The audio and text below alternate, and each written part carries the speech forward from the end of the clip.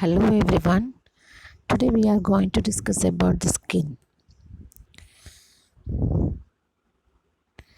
The skin include epidermis, dermis and hypodermis. These are the three layers of the skin: epidermis, dermis and hypodermis. And the skin possesses some projections or appendages like hair and nail. So the skin can be studied by its different layers and its appendages. It is the largest organ of our body. The total area is about 20 square feet. The skin protects from microbes and regulates the body temperature, and also it permits the sensations like touch, heat and cold. So these are the major functions we will study. Skin has three layers. Skin have got a thickness which is can be divisible into three. So the three layers: outer layer is the epidermis, middle layer is the dermis and innermost layer is the hypodermis. The epidermis is the outermost layer, provides a waterproof barrier and creates a skin tone. Or we can say that is the outermost layer which is prone for the friction and drying. Next layer is the dermis. Dermis, the deep hypodermis, they are made up of connective tissue. While in case of epidermis is made up of different layers of cells. Dermis and deeper hypodermis are made up of connective tissue.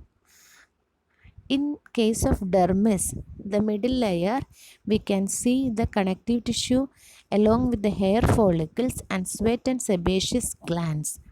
Hair follicles means the root and the complete portions or the parts of the hair together named as the hair follicles.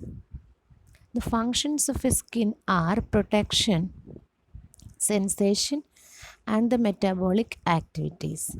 The metabolic activities like temperature regulation, vitamin D production, excretion, regulation of pH, absorption, secretion, storage, all these things you might have studied in physiology.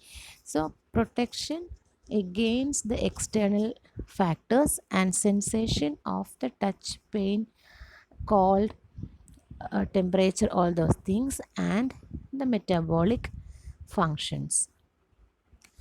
This is the diagram showing the thickness or the different layers of the skin. In this you can see the outer layer, which can be seen in violet color given in the diagram, which is divisible into different layers. Again, that layers are starting with the term stratum.